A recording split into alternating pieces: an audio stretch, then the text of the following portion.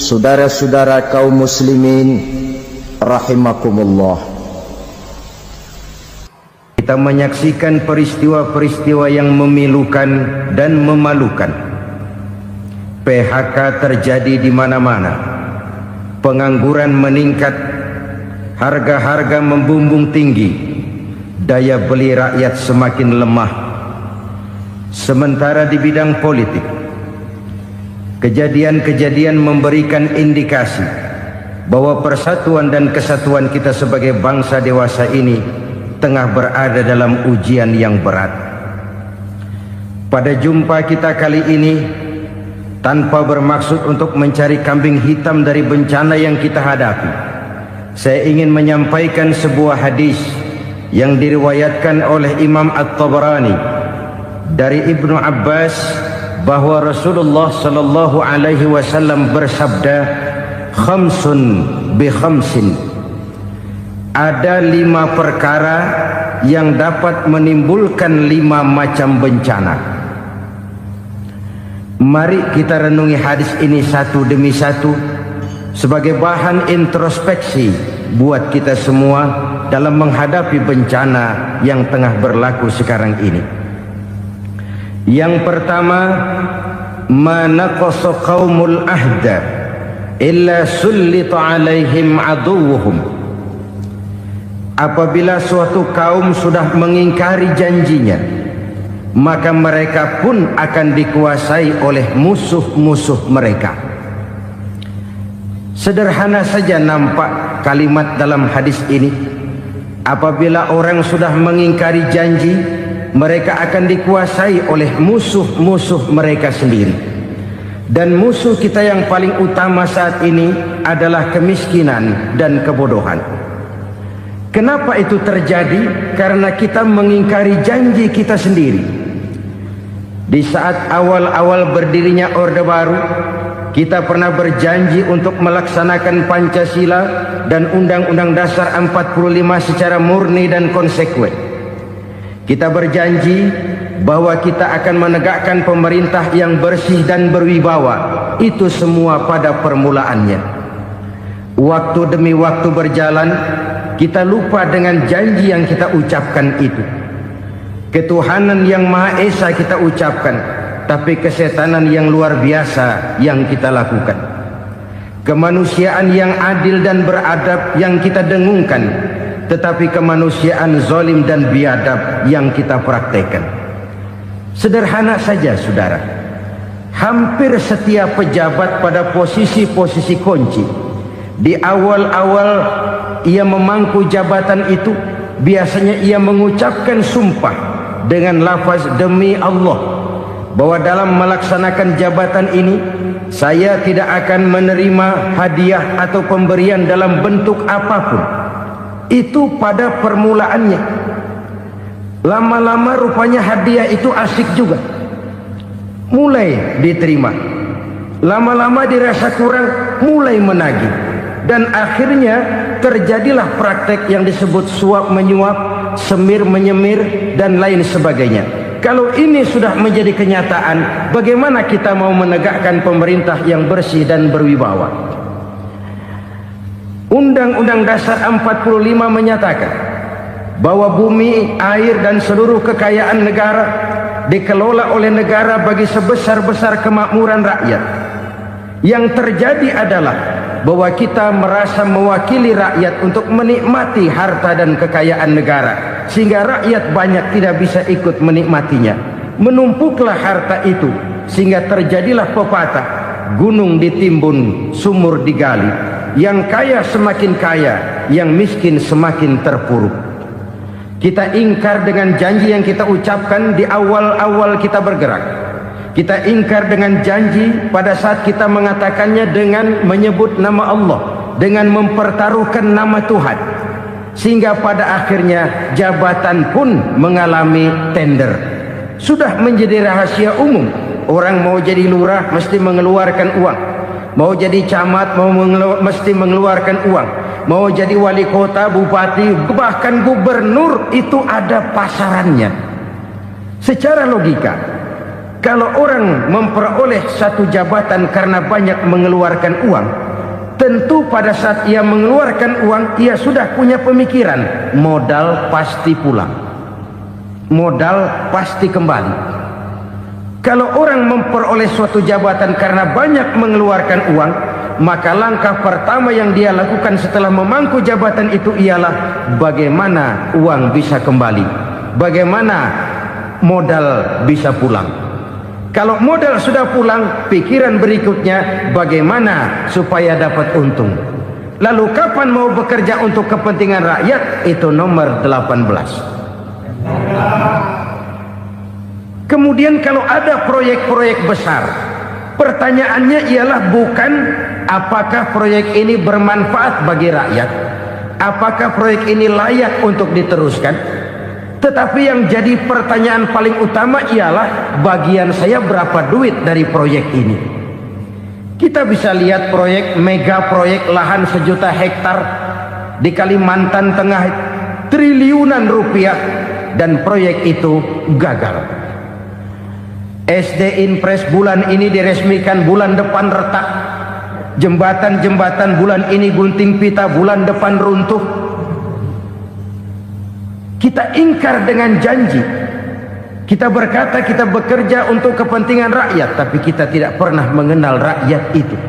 Apabila suatu kaum sudah mulai mengingkari janji, maka mereka akan dikuasai oleh musuh-musuh mereka. Akibatnya tersusunlah barisan-barisan sakit hati yang makin lama makin menjadi bola salju, menggelinding membesar, dan kemudian terjadilah hal-hal yang tidak kita inginkan lagi. Apabila suatu kaum sudah mengingkari janji, maka mereka akan dikuasai oleh musuh-musuh mereka. Ini penyebab bencana yang pertama. Kita tidak konsekuen. Tadinya kita dengan lantang teriak-teriak berantas korupsi, ganyang korupsi. Pada waktu kita belum mendapat kesempatan. Setelah kita naik punya kesempatan, rupanya korupsi enak juga dirasa. Terjadi pergeseran nilai, orang luntur, kehilangan idealisme awal.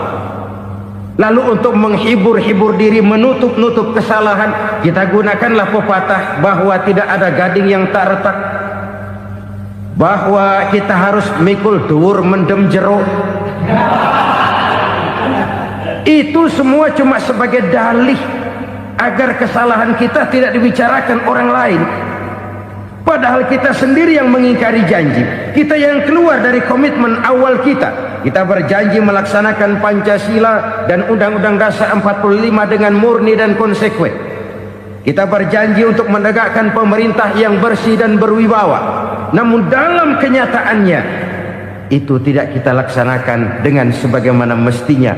Kita bergeser, kita mengalami proses degradasi, peluncuran nilai, dan akhirnya terbentuklah barisan-barisan sakit hati yang semakin lama semakin membesar itu. Kita harus introspeksi. Memang kalau zaman sedang susah, biasanya kambing hitam laris, tukang kompor gentayangan. Itu dari dulu selalu mencari kambing hitam. Karena itu kita tidak bicara orang, kita tidak bicara siapa yang salah, kita bicara sistem, dan sistem itu bisa mengena siapa saja. Kalau orang sudah mulai mengingkari janji, bergeser dari komitmen awal, itu sudah mulai ia mengalami proses peluncuran, proses degradasi. Ini penyebab yang pertama. Kita tidak lagi konsekuen bahwa bumi, air, sumber daya alam adalah milik negara, dikuasai oleh negara, digunakan bagi sebesar-besar kemakmuran rakyat. Ternyata rakyat yang makmur itu tidak merupakan gambaran yang menyeluruh dari rakyat kita. Undang-undang dasar kita menganut ekonomi kekeluargaan, tapi yang kita praktekkan adalah ekonomi keluarga. Kalau bukan keluarga nggak dapat proyek. Kalau bukan keluarga nggak dapat macam-macam. kekeluargaan kita rubah menjadi keluarga, timbullah penyakit nepotisme. Kita bergeser, kita ingkari janji, dan kita anggap kita atasnamakan rakyat. Rakyat cuma sekedar jadi address, rakyat cuma sekedar jadi alamat, tetapi kehidupan mereka tidak banyak berubah dan tidak banyak terangkat. Kaum muslimin rahimakumullah, ini penyakit yang pertama, penyebab bencana yang pertama. Yang kedua kata Nabi, wa ma hakamu bighairi ma anzalallah, apabila hukum yang diterapkan sudah tidak lagi bersumber dari hukum Allah, illa fasha fihimul faqru, maka akan bertebaranlah kemiskinan di mana-mana. Ini artinya apa? Apabila hukum tinggal sebuah stempel, apabila hukum sudah diatur menurut kepentingan, apabila hukum sudah tidak lagi ditegakkan secara adil, maka kemiskinan merambah di mana-mana. Hukum diatur menurut selera orang yang sedang berkuasa, maka yang benar bisa jadi salah, yang salah bisa jadi benar. Hukum dalam kenyataan hidup berlaku seperti pisau. Pisau itu kan saudara lihat, yang namanya pisau dimanapun itu tajamnya ke bawah, ke atas tumpul. Kalau hukum itu, kalau untuk rakyat, hukum itu tajam bukan main, cepat sekali dilaksanakan. Tapi giliran menengah ke atas, yang gedean dikit berbuat salah, hukum tumpul. Hukum pura-pura tidak dengar, akibatnya terluka rasa keadilan rakyat. Satu kasus rakyat diam, dua kasus rakyat diam, tiga kasus rakyat diam, kasus terakumulasi di hati rakyat, luka rasa keadilan, dan itu menjadi sumber bencana. Penjarahan, kita tidak setuju itu, tapi kita harus melihat kausalnya. Itu kan tidak berdiri sendiri, itu kan karena terlukanya rasa keadilan rakyat, melihat kesempatan ini tidak merata. Kalau rakyat ini yang ngajukan kredit ke bank, walaupun jumlahnya cuma jutaan, ratusan ribu, susahnya 17 setan. Tapi ada orang-orang tertentu yang agunannya palsu, jaminannya palsu, bawa kata belece, bukan cuma miliaran, triliunan kredit bisa keluar. Terluka rasa keadilan, hilangnya kesempatan. Rakyat cuma dapat kesempitan, jarang dapat kesempatan. Dari lukanya rasa keadilan ini, memang ya entah lipstik, entah basa-basi, dibentuklah tim ini, dibentuklah badan pengawas ini, dibentuklah tim ini. Kalau membentur tahu, hancur tahu. Tapi kalau tim yang dibentuk membentur karang, bukan karangnya yang hancur biasanya, timnya yang bubar. Kenapa? Yang dibentur batu karang yang sangat keras. Kita main-main dengan hukum, kita tidak konsekuen dengan hukum, luka rasa keadilan, dan itu terakumulasi. Edi Tamsil, rakyat tahu, terakumulasi, menguap begitu saja. Kasus-kasus lain rakyat tahu, menguap begitu saja. Ketidakadilan terakumulasi, mengendap di hati rakyat, menunggu ledakan. Pada saat sumbu meledak, rakyat tidak bisa dibendung lagi. Oke, kita tidak setuju dengan penjarahan, tapi jangan melihat itu sebagai peristiwa yang berdiri sendiri. Kenapa itu terjadi? Kausalnya kenapa? Oke, kita tidak setuju memang, tapi yang dijarah oleh rakyat kan memang cuma untuk perut. Yang dijarahkan beras, yang dijarahkan televisi, yang dijarahkan kulkas yang masih bisa dihitung, yang memang real untuk kebutuhan rakyat. Penjara berdasi kepala botak yang menguras uang rakyat habis-habisan, enak saja melenggang dalam kehidupan ini. Makin terluka rasa keadilan rakyat. Apabila hukum yang diterapkan sudah menyimpang dari keadilan yang diajarkan Allah, fasyafihimul fakru, bertebaranlah kemiskinan. Aneh, memalukan, memilukan.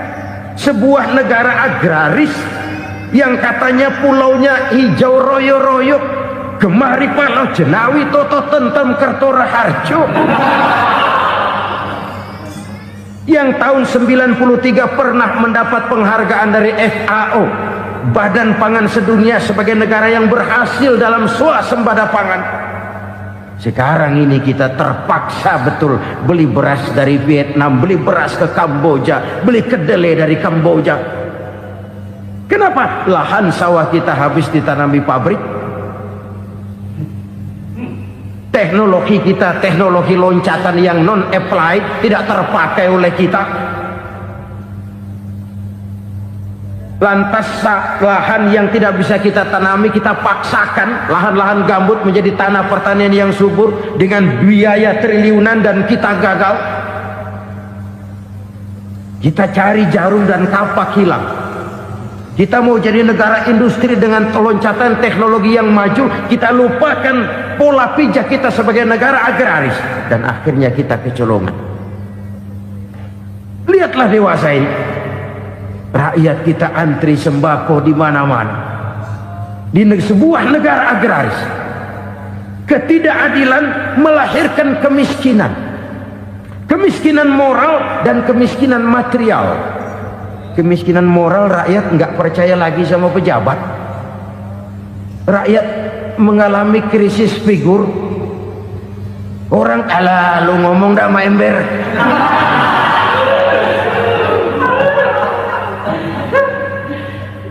Penataran yang menghabiskan biaya miliaran itu melahirkan pejabat-pejabat korup. Pengawasan yang menghabiskan biaya miliaran itu ternyata impoten, mandul. Kemiskinan moral. Jujur saya berkata, saudara-saudara, setelah pintu reformasi dibuka, itu yang masuk memang macam-macam.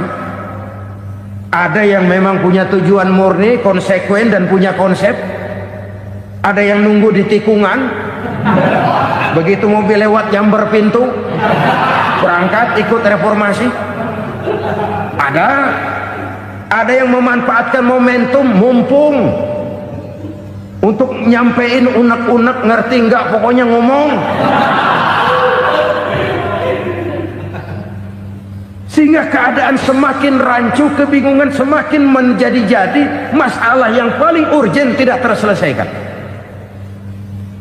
Sekarang ini orang berpikir mendingan jadi pala ular daripada jadi buntut macan. Buntut macan memang hebat macan, tapi kalau buntutnya cuma ugel-ugel di belakang buat apa? Mendingan jadi pala ular, kecil juga nyaplok. Artinya ya biar kecil juga kalau punya partai kan gagah. Lalu rame-rame bikin partai kayak bikin arisan. Orang makin mengalami dislokasi. Semua mau jadi pahlawan, semua mau nomor satu, semua ngomong. Iya kalau bidangnya, kalau bukan makin rancu. Marilah lewat kesempatan ini saya mengajak kita untuk tahu diri. Biarkan politisi ngomong politik, biarkan ekonom menata ekonomi, biarkan praktisi bicara soal hukum, biarkan rakyat munajat, istighfar, mohon pertolongan Allah. Tahu diri kita. Kalau memang ayam, kukuruyuk aja dah. Kalau memang kucing, ayo ngeong. Kalau kambing, silahkan ngembe. Udah tahu ayam, ngeong bunyinya. Suaranya palas, orang nggak ngerti, bingung, makin menjadi-jadi. Ibarat kesebelasan sepak bola bangsa kita sekarang ini, rame-rame mau bikin gol, kiper ikut nyerang sekarang. Memilukan dan bahkan memalukan. Wa ma hakamu bighairi ma anzalallah illa fasha fihimul fakru. Kalau hukum yang diterapkan sudah menyimpang dari keadilan yang diajarkan Allah, bertebaranlah kemiskinan di mana-mana. Coba sekarang ini, yang punya duit bingung, apalagi yang kagak punya duit. Yang pengusaha gede ngeluh, apalagi yang pengusaha pas-pasan. Yang kagak punya beras, yang punya beras saja masih bingung, apalagi yang nggak punya beras. Ini sudah demikian merata. Dulu kita kagum mendengar konglomerat kelas buadak, kelas-kelas yang seakan-akan cuma ada dalam khayalan mereka, punya kekayaan miliaran dolar, triliunan. Sudahlah, seolah-olah nggak terjangkau sama kita. Weh, ternyata yang gede-gede itu juga gede utangnya. Dan rontok satu demi satu. Ternyata rakyat selama ini cuma dialamatkan, cuma dijadikan adres. Rakyat yang tidak banyak ngerti persoalan ini harus menanggung hidup ini begini berat, harus menanggung beban hidup ini begini tinggi, daya beli semakin lemah, semakin terpuruk dan terpuruk, sedang keadaan belum juga banyak berubah. Yang hutang sama luar negeri itu kan bukan rakyat kecil, Ciano. Yang banyak nyimpen dolar juga kan Ciano. Rakyat kecil bocah kampung mah jangankan nyimpen dolar, ngelihat juga tumben. Kemana kita mesti bercermin? Sekali lagi saya mengatakan maaf, kita tidak bermaksud mencari kambing hitam. Karena itu kita tidak bicara orang, kita bicara sistem, kita bicara keadaan. Beginilah yang dikatakan Nabi, penyebab timbulnya bencana, hukum yang ditegakkan tidak lagi berorientasi kepada keadilan, tapi berorientasi kepada kepentingan. Akhirnya bentuk hukum seperti pisau, tajam ke bawah, tumpul ke atas. Hukum cuma buat rakyat kecil, tetapi kelompok menengah ke atas kadang-kadang kebal dari perlakuan hukum.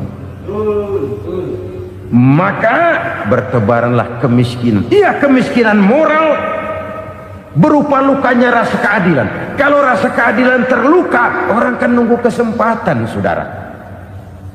Iya, dia nggak bisa ngomong, iya dia nggak sanggup action, iya dia nggak bisa tunjuk rasa, tapi hatinya kan kapan ada kesempatan, kapan ada waktu, tunggu. Hatinya mesti begitu. Sehingga begitu ada kesempatan, terjadilah hal-hal yang tidak terhindarkan. Dan itu ekses, bukan reformasi. Jangan seperti sebuah dialog saya dengan seorang abang beca. Saya bertanya, bang, ya, abang tahu nggak reformasi? Tahu, Ustaz. Apa? Pembakaran. Terus penjarahan, lalu perkosaan. Itu reformasi. Itu yang saya lihat. Nah, itu yang dia lihat. Saya tentu tidak menyalahkan abang beca kita, karena memang itu yang dia lihat dan sejauh itu wawasannya. Tapi ini indikasi bahwa banyak rakyat kita yang belum bisa menggunakan kebebasan secara bertanggung jawab. Padahal kebebasan tanpa tanggung jawab tirani. Sebuah contoh gampang-gampangan. Saya beli radio, saya setel di kamar saya, lalu saya bilang, ini radio gue. Yang beli gue, pakai duit gue setel di kamar gue, sekeras-kerasnya, gak ada urusan sama orang lain. Itu kata saya. Tetapi tetangga saya sebelah rumah kan boleh juga ngomong begitu. Kata tetangga saya, ini mata gue, yang ngantuk gue tidur di kamar gue, kenapa suara radio lu nyampe kemari? Artinya apa ini? Kebebasan saya nyetel radio dibatasi oleh kebebasan tetangga saya yang mau tidur. Tidak ada kebebasan mutlak. Kebebasan mutlak tanpa tanggung jawab kembali akan melahirkan tirani, kembali akan melahirkan pemaksaan kehendak. Dan itu lagi-lagi bukan demokrasi. Saudara-saudara kaum muslimin rahimakumullah. Ini penyakit yang kedua, lukanya rasa keadilan, terutama di kalangan rakyat kecil. Itu mengendap menjadi akumulasi dan menunggu giliran kapan bisa dimuntahkan. Dengan kata lain, rakyatnya udah banyak banget makan yang perutnya jadi enak, nyelam. Kapan nunggu muntahnya? Udah begini banyak akumulasi yang mereka pendam di perut ini, sehingga ketika terjadi kesempatan itu sudah tidak terkendalikan lagi, kita out of control. Saya tidak mentolerir sikap-sikap kekerasan, bahkan saya lebih cenderung bahwa kalau di rumah kita banyak tikusnya saja racuni, jangan rumah dibakar. Bahwa ada korupsi, ya, ada kolusi, memang ada nepotisme, tentu. Tetapi tikusnya saja racuni, jangan rumah dibakar. Masa mau ngusir tikus bakar rumah? Tikusnya lari, tikusnya selamat, rumahnya ewes-ewes.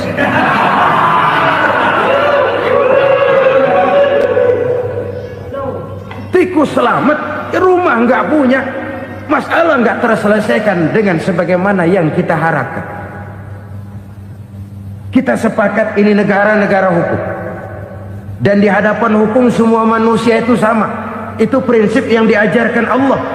Al-musawat bainan nas fi takalifil ahkam. Semua manusia sama dalam berhadapan dekat dengan hukum Allah Subhanahu wa taala. Kalau hukum sudah pandang bulu, itu jelas yang enak yang banyak bulunya. Siapa yang banyak bulunya? Monyet. Kalau hukum pandang bulu, monyet keenakan. Saudara-saudara kaum muslimin rahimakumullah, introspeksi. Mari kita bercermin bagaimana perjalanan hukum selama ini. Kalau introspeksi ini kita temukan, lalu ada upaya untuk memperbaiki diri. Jangan menggunakan tak ada gading yang tak retak, mikul duwur mendem jero untuk menutup-nutupi kesalahan orang. Padahal kesalahan itu sedemikian besar. Padahal rakyat kita tiap hari antri sembako. Ada yang sehari sekali makan, ada yang makan sudah bercampur tiwul, ada yang nasi sudah dicampur pisang, balik jadi orok lagi. Macam-macam upaya rakyat untuk menangsal perut ini. Lalu rakyat ditenang-tenangkan, lebih baik puasa Senin Kemis sambil menghadapi krisis ekonomi. Kenapa rakyat yang disuruh puasa? Kenapa bukan pejabatnya yang puasa lebih dulu untuk kemakmuran rakyat? Kalau rakyat yang memang perutnya udah gepeng disuruh puasa, makin krempeng perutnya. Artinya pejabat harus punya sense of politik. Ya, tidak, puasa itu kan tidak cuma Senin Kemis saja. Puasa itu puasa perasaan, puasa menghargai perasaan yang sedang kondisi yang sedang dihadapi oleh rakyat. Bagaimana rakyat yang tengah antri sembako melihat pejabatnya lewat dengan mobil yang harganya sampai 1 miliar. Oh, inilah pemimpin saya. Luka lagi rasa keadilannya. Kita tidak tenggang rasa. Puasa dalam artian itu pun akan menolong menegakkan semangat kebersamaan, membentuk semangat kebersamaan. Saudara-saudara kaum muslimin rahimakumullah, penyebab bencana yang ketiga dikatakan oleh baginda Nabi, wala zaharat fihimul fahishatu illa fasha fihimul maut. Apabila kekejian telah merajalela, maka maut bertebaran di mana-mana. Kita renungi butir kalimat dalam hadis ini. Apabila kekejian telah merajalela, maut bertebaran di mana-mana. Begitu murah arti sebuah kehidupan. Penjarahan untuk hal-hal yang kecil tapi sampai mengorbankan nyawa. Apabila kekejian sudah terjadi di mana-mana, maut pun bertebaran. Maut dalam arti berpisah ruh dengan jasad, tapi juga maut dalam arti orang bisa mati karirnya, orang bisa mati usahanya, orang bisa mati kesempatannya karena perbuatan-perbuatan keji yang selama ini tidak terbendung. Lahirlah teori mafia. Siapa yang kuat dia yang berkuasa, siapa yang lemah dia menjadi mangsa. Proyek-proyek besar yang menang tender itu ya dari itu ke itu saja. Yang pengusaha-pengusaha tidak punya koneksi, tidak bisa bayar komisi, dapat proyek tetelan. Ada dagingnya dikit, namanya juga tetelan. Dagingnya sudah habis disantap oleh meja. Sekian puluh meja dilalui, sekian puluh amplop dikeluarkan. Sehingga yang akhirnya ya tinggal tetelan itu tadi. Maka kualitas pekerjaan pun sudah bukan lagi jadi masalah. Demikianlah mafia-mafia ini bermunculan di mana-mana. Di pengadilan terkenallah mafia pengadilan. Hukum bisa dibeli, hukum bisa dipesan menurut kebutuhan sponsor. Mafia peradilan, mafia politik, mafia ekonomi, bahkan mafia agama yang menggunakan agama sebagai kedok, menggunakan agama sebagai dalih, menggunakan agama sebagai topeng untuk melancarkan maksud-maksud politiknya pun tidak tertutup kemungkinan. Apabila kekejian telah merajalela, maut bertebaran di mana-mana. Korupsi, kolusi, nepotisme itu bagian dari kekejian. Kita selama ini kalau mendengar maksiat, itu yang terbayang cuma judi, mabuk, zina. Iya, itu maksiat. Tapi korupsi, kolusi, nepotisme itu juga maksiat dalam bentuk lain. Kalau ini sudah bertebaran, maka maut terjadi di mana-mana. Jangan bayangkan cuma mati orangnya, itu sih kewajiban. Yang menyakitkan itu orangnya masih hidup tapi dibikin mati, karirnya mati. Kenapa? Karena yang diperlukan bukan cuma orang pinter tapi orang taat. Biar pinter, kalau nggak taat minggir. Biar bodoh, kalau taat bisa nyenangin atasan, bisa nyemur. Kumaha juragan wae ayo nama. Itu yang kadang-kadang dapat penghargaan. Tidak ada prestasi kerja kecuali bikin senang orang di atas. Kita lihat di desa-desa jalan rusak. Kalau ada berita pejabat anak mau turun, jalan rata sekali. Sampai tanah dari mana aja dikeruk buat ngeratain tuh jalan. Pejabat pulang legok lagi jalanan. Katanya kita kerja buat rakyat, nyatanya kita cuma melayani atasnya. Kenapa? Terjadi lingkaran setan. Seperti kata lagu Dul Sumbang itu. Mahasiswa takut sama dosen, dosen takut sama dekan, dekan takut sama rektor, rektor takut sama menteri, menteri takut sama presiden, presiden takut sama mahasiswa. Muter balik lagi, lingkaran setan. Lingkaran setan. Saudara-saudara kaum muslimin rahimakumullah, kekejian yang merajalela, praktek-praktek mafia yang tertuang dalam kehidupan sehari-hari menyebabkan orang mati karirnya, jasad masih hidup, karir mati, itu menyakitkan. Mati bisnisnya.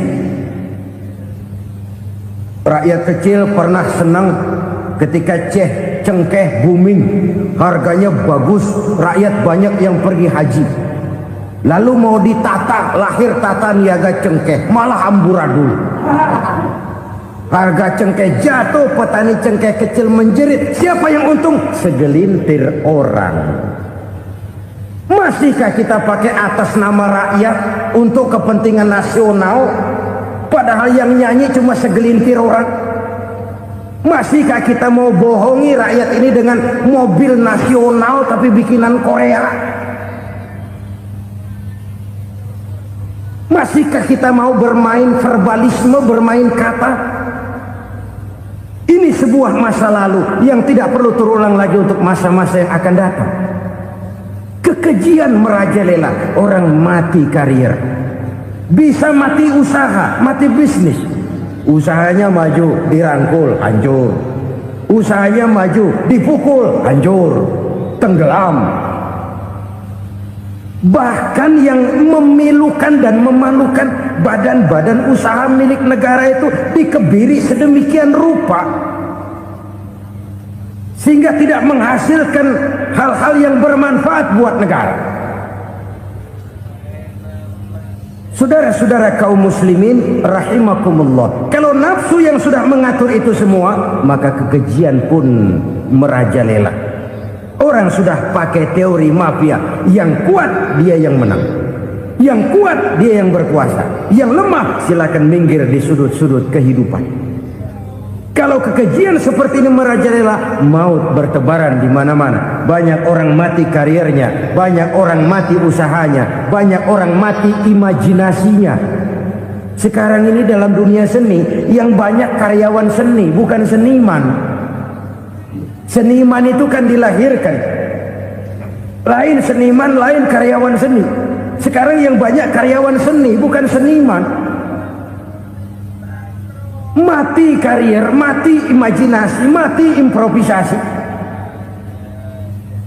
sehingga kehidupan persis sinetron. Sinetron itu yang kita lihat rumah mewah, yang kita lihat rumah bagus. Gak pernah kita lihat di sinetron kita ini rakyat antri sembako. Kita dijejali hal-hal yang indah, yang wah, yang membuat kita tenggelam dalam gaya hidup instan, tenggelam dalam gaya hidup wah. Kita lupa dengan realitas keseharian di tengah-tengah masyarakat kita. Lahirlah kelompok-kelompok selebritis, dibesarkan oleh berbagai media. Selebritis pilek aja masuk koran, pilek.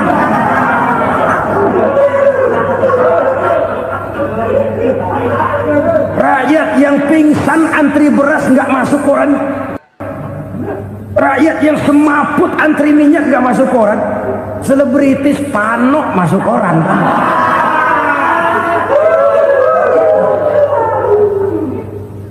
Kita besarkan hal-hal kecil, kita kecilkan hal-hal besar. Karena apa? Kita mengejar oplah, kita profit oriented, tidak lagi berorientasi kepada realitas hidup yang kita hadapi ini. Kalau kekejian sudah merajalela, kata Nabi, maka maut bertebaran di mana-mana. Maut dalam artian maut, coba lihat sekarang begitu murah nyawa. Karena 1000 perak orang mau nusuk bunuh. Karena beras liter orang khilaf, begitu murah kehidupan. Tapi kekejian dalam bentuk korupsi, kolusi, nepotisme, kekejian dalam bentuk itu mematikan karier, mematikan bisnis, mematikan imajinasi, mematikan kreativitas. Itu juga maut dalam bentuk lain akibat kekejaman lain. Ini penyebab yang ketiga. Yang keempat, penyebab bencana menurut baginda Rasul, wala tuffiful mikyala illa muni'un nabat. Apabila timbangan sudah dicurangi, maka tercegahlah tumbuh-tumbuhan. Apabila timbangan sudah mulai curang, maka terjadilah musim paceklik. Apabila bisnis sudah bergaya mafia tadi itu, kecurangan-kecurangan terjadi, tender di balik pintu, yang dimenangkan cuma kelompok-kelompok yang bisa memberikan presentasi yang besar, muni'un nabat, terjadilah paceklik. Paceklik, panen gagal, wereng, ya wereng, kemarau panjang, it's okay, air sulit, iya, tetapi kan semua itu ada yang ngatur. Kemarau ada yang ngatur, belalang itu ada yang ngatur, air itu juga ada yang ngatur. Yang ngatur itu yang serba maha. Kalau ia murka melihat kecurangan timbangan, Allah itu kalau murka kan gampang saja, tinggal komandoin balang, lang, hancurin tuh sawah. Konvoy belalang, konvoy, Allah tinggal ngutik angin El Nino. Mampir lo ke Indonesia, hujan nggak turun-turun, kemarau panjang. Jadi kalau musim kemarau kan namanya anginnya El Nino. Kalau musim hujan anginnya namanya La Nina. Cakep namanya, kejem orangnya. Saudara lihat Cina sekarang sedang kena La Nina, banjir besar, ribuan orang meninggal. Dia mah ribuan mati kagak berasa, rakyatnya miliaran. Bangladesh lagi ngalami La Nina, India lagi ngalami La Nina. Angin, hujan, kemarau, belalang itu kan ada yang ngendaliin. Kuncinya bukan di belalangnya, kuncinya bukan di peredaran matahari berputar, kuncinya di atas yang mengatur semua itu. Kalau timbangan sudah mulai curang, pengusaha sudah nggak mau jujur, apa nggak bikin perut jadi mual. Begitu rakyat antri sembako pingsan nggak dapat beras, sementara beras ditumpuk-tumpuk sampai membusuk. Kemana hati nuraninya? Kemana akal pikirannya? Kemana mereka yang berbuat atas nama rakyat tapi melihat rakyat susah tidak tergerak hatinya? Apabila timbangan sudah mulai dicurangi, bisnis sudah mulai melenceng, maka terjadilah paceklik.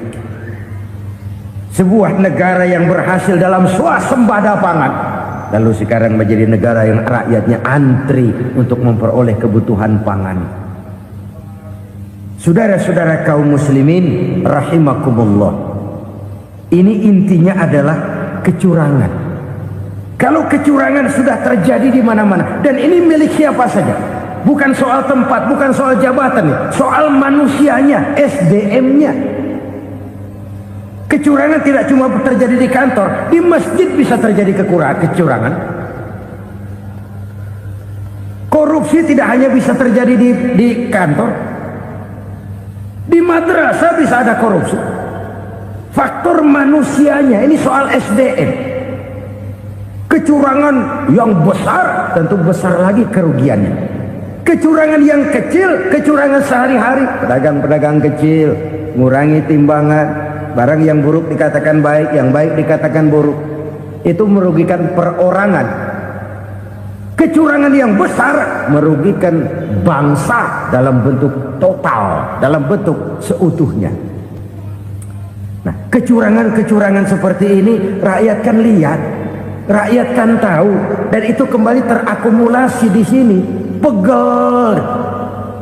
Dan jangan lupa, rakyat yang nggak ngomong itu, rakyat yang nggak bersuara itu, batinnya menjerit, jeritannya menggoncang aras, dan itu didengar Allah. Yadullah fauqal jamaah, kata Nabi, tangan Tuhan di atas orang banyak. Jeritan hati rakyat menggoncang aras. Rakyat yang terlalu banyak dizolim, rakyat yang terlalu banyak dirugikan, ya rakyat yang terlalu banyak di atas namakan, menjerit batinnya, menggoncang aras, dan Allah bisa menggerakkan apa saja untuk membuat satu situasi. Allah bisa menggerakkan apa saja untuk membuat satu situasi. Saudara-saudara kaum muslimin rahimakumullah, ini faktor yang ketiga, timbulnya kecurangan. Faktor yang keempat maksud saya.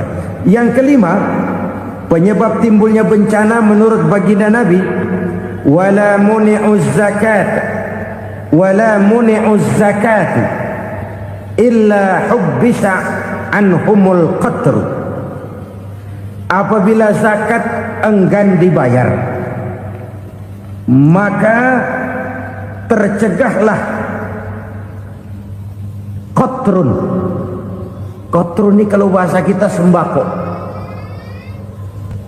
Maka tercegahlah kebutuhan-kebutuhan yang kita perlukan. Ini, kita tidak meragukan bahwa yang kita tuju adalah masyarakat yang adil dalam kemakmuran dan makmur dalam keadilan. Nah, antara kemakmuran dan keadilan ini memang sering tidak bisa berjalan seiring. Pada saat kemakmuran kita kejar, ekonomi kita pacu, ada nilai-nilai keadilan yang tertinggal. pada saat nilai keadilan kita tegakkan benar-benar, ada unsur-unsur kemakmuran yang terabaikan. Oke, kita bisa mengatakan kasus. Oke, kita bisa mengatakan itu sebagian kecil. Tapi kalau sebagian kecil, lama-lama kan jadi sebagian besar. Oke, kita mengejar kemakmuran. Pertanyaannya, kemakmuran untuk siapa? Oke, kita berikan kelompok tertentu kue yang besar dengan harapan nanti dia bagiin kuenya kepada yang kecil-kecil. Tapi kenyataan, mereka yang dapat kue besar akhirnya malah lupa diri dan lupa daratan. Mau makin besar, malah memeras yang kecil-kecil ini. Sekarang kan yang kecil modali yang besar. Ramai-ramai buka bank, ternyata kamuflase. Uang banknya untuk kredit perusahaannya sendiri. Nasabahnya rakyat kecil. Artinya apa? Rakyat kecil disuruh modalin orang yang udah gede. Ini kan sumber geledek urusan.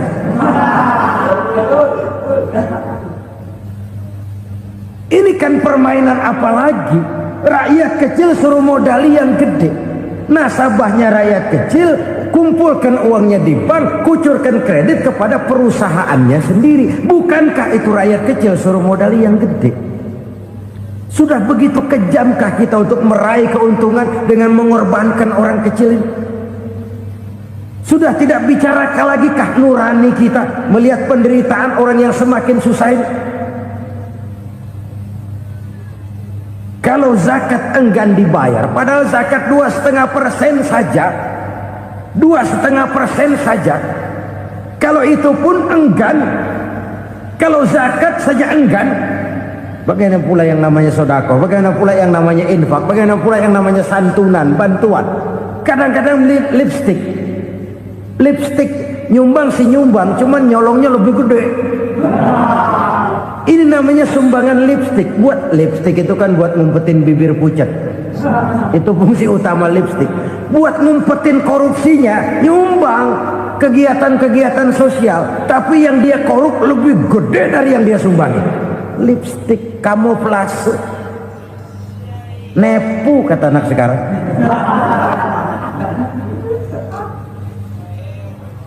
Saudara-saudara kaum muslimin rahimakumullah, demikian berat kewajiban zakat ini sampai di zaman Sayyidina Abu Bakar pernah keluar komando perangi orang yang enggan membayar zakat. Perangi, karena fungsi zakat adalah menjembatani antara si kaya dengan si miskin. Bahwa ada kemiskinan itu Qur'ani. Allah menyatakan, aku melebihkan rezeki sebagian kamu dari yang lain. Ini kan kesenjangan. Allah melebihkan rezeki sebagian kamu dari yang lain. Ada itu. Tetapi itu berjalan secara nature. Nah, kalau direkayasa, yang kaya semakin kaya, yang miskin semakin terpuruk, yang sudah besar dapat proyek besar, yang kecil dapat tetelan. Ini kan rekayasa namanya. Kesenjangan yang direkayasa ini yang kita harus kikis. Nah, fungsi zakat menjembatani dari sisi sosial. Dari sisi pribadi, Nabi berpesan, zakku amwalakum biz zakat. Bersihkan hartamu dengan zakat. Sekarang ada istilah nyuci uang. Uang hasil korupsi itu bisa dicuci, dijadikan uang bersih. Bukan pakai rinso, bukan. Pakai politiknya koruptor, diolah sedemikian rupa sehingga jadi uang resmi. Sudah memutik, itu termasuk yang disebut kejahatan kerah putih, white collar crime. Kejahatan kerah putih, kejahatan pakai dasi, kejahatan kelas kakap. Makanya orang mendingan goblok kagak bener daripada pinter kagak bener. Goblok kagak bener itu gampang ngurusinnya. Pinter kagak bener, ini yang berabe bener ngurusinnya.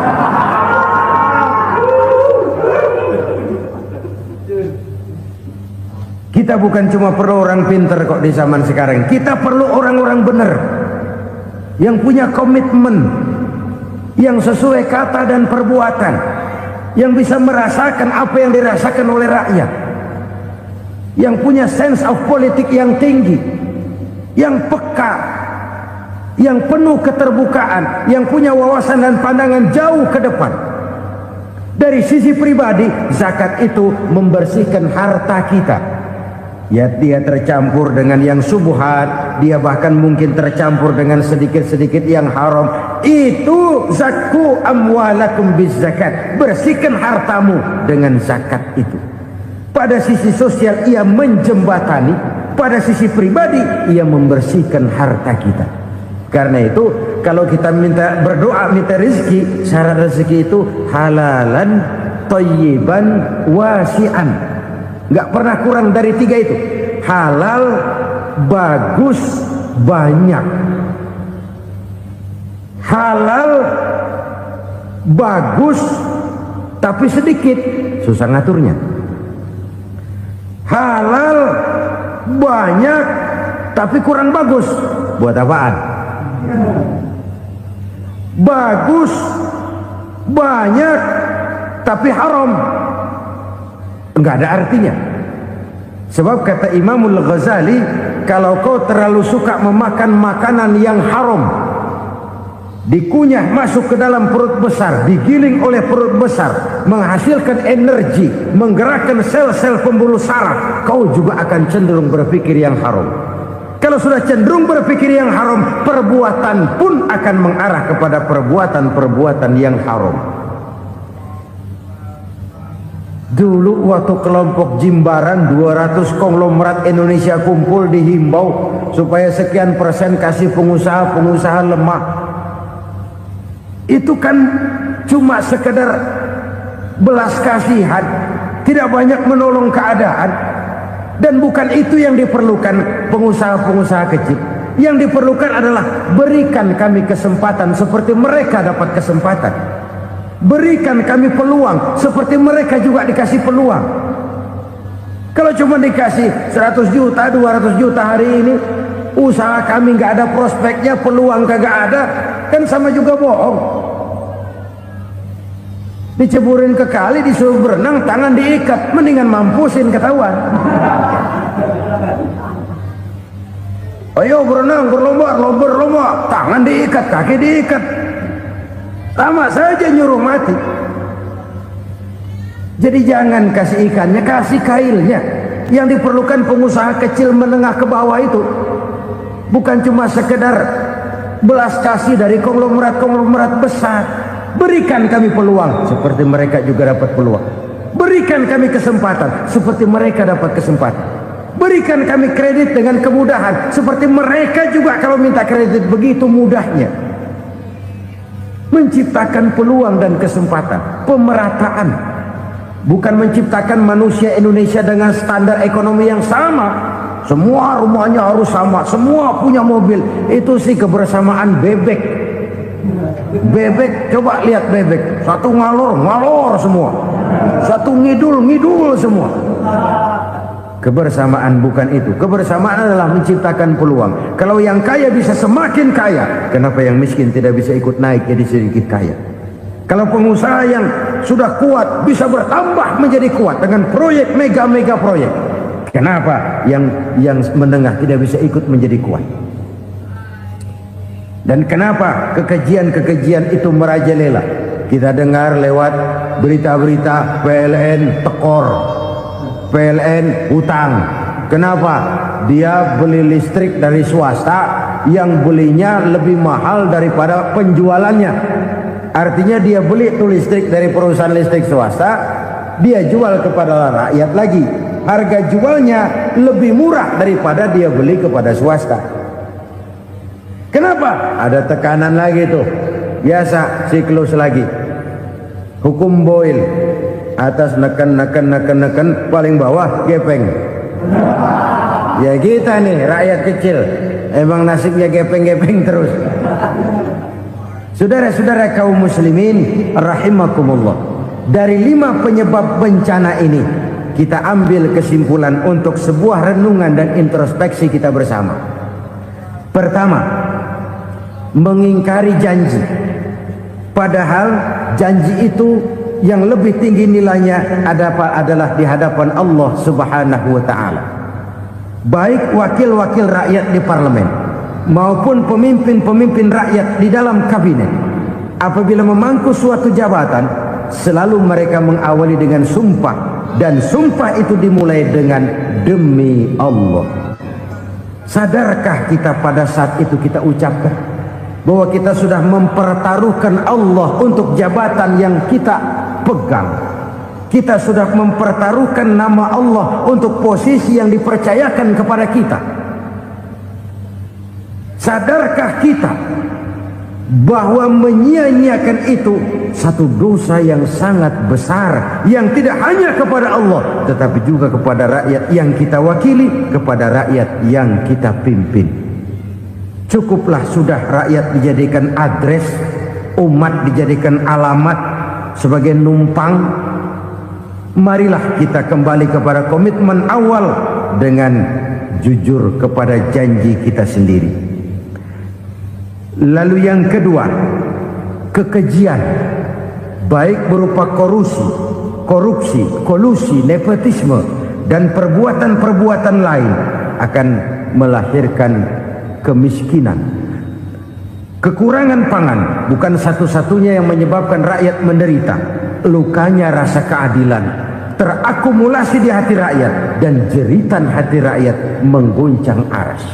Kalau Allah murka, Allah bisa melakukan apa saja untuk menciptakan suatu kondisi. Faktor yang ketiga adalah praktek mafia menebarkan maut, baik orang yang mati jasad dan rohaninya maupun orang yang mati karirnya, mati kejujurannya, mati usahanya, mati imajinasinya. Hilang kreativitas kita sebagai bangsa. Faktor yang keempat, kecurangan-kecurangan di bidang usaha, di bidang tender, mengandalkan menjual kekuasaan. Dan memang repot kalau penguasa jadi pengusaha. Mau atau tidak mau, kebijakan-kebijakan kekuasaannya akan memperkuat jaring-jaring usahanya. Dan pada saat itu objektivitas sulit ditemukan lagi. Lalu yang kelima, keengganan membayar zakat, menumpuknya kekayaan negara pada kelompok-kelompok tertentu. Ini akan melahirkan paceklik yang berkepanjangan. Menumpuknya kekayaan dan harta negara pada kelompok-kelompok tertentu akan melahirkan paceklik dan kemiskinan yang berkepanjangan. Marilah kita sadar, marilah kita merenung bahwa keengganan kita membayar zakat menciptakan pemerataan pada akhirnya akan menjadi musibah buat kita semua. Saudara-saudara kaum muslimin rahimakumullah, sekian dulu jumpa kita kali ini. Mudah-mudahan yang saya sampaikan dari hadis riwayat Imam Tabrani ini menjadi bahan introspeksi buat kita semua. Tidak akan seorang muslim jatuh dua kali di tempat yang sama. Semua merupakan pelajaran untuk kita jadikan introspeksi guna menata hari esok yang lebih baik daripada hari ini. Reformasi harus terus berlanjut, tidak bisa dan tidak perlu dikendalikan, tapi harus tetap dengan landasan akhlakul karimah sesuai dengan budaya kita sebagai bangsa. Terima kasih atas perhatian saudara. Mohon maaf atas segala kekurangan. Jumpa lagi lain kesempatan insyaallah. Usikum wa nafsi bitaqwallah. Wassalamualaikum warahmatullahi wabarakatuh. Lalu berusaha menyimpan sesuatu yang bisa membawa manfaat, baik untuk dirinya, untuk anak cucunya, maupun untuk keluarganya, untuk masa kini dan masa depannya. Kadang simpanan itu berbentuk uang, kadang berupa tanah, lain saat berbentuk pabrik, dan lain sebagainya. Sementara masa depan yang paling pasti adalah akhirat. Jika untuk masa depan dunia kita rela memeras keringat, membanting tulang, pergi pagi dan pulang petang, menyimpan uang, menyimpan tanah, menyimpan pabrik. Pernahkah kita merenung jika satu saat kiamat datang, kita dibangkitkan dari kubur masing-masing, berdiri di padang mahsyar untuk mempertanggungjawabkan seluruh kegiatan hidup kita di dunia ini, lalu kita akan menuju ke alam akhirat. Sudahkah kita mempunyai simpanan untuk akhirat kita? Pada pertemuan kali ini saya ingin menyampaikan sebuah hadis di mana Rasulullah sallallahu alaihi wasallam bersabda, "Arba'un min kanzil jannah." Simpanan sorga ada 4 macam. Yang pertama, ikhfa'us sadaqah, menyembunyikan sedekah. Saudara-saudara kaum muslimin, sebagaimana yang kita maklum bahwa Allah Subhanahu wa taala melebihkan sebagian rezeki dari kita terhadap yang lain. Ada yang kaya, ada yang setengah kaya, ada yang miskin, ada yang setengah miskin, dan selanjutnya. Ada yang gajinya kecil tapi penghasilannya gede.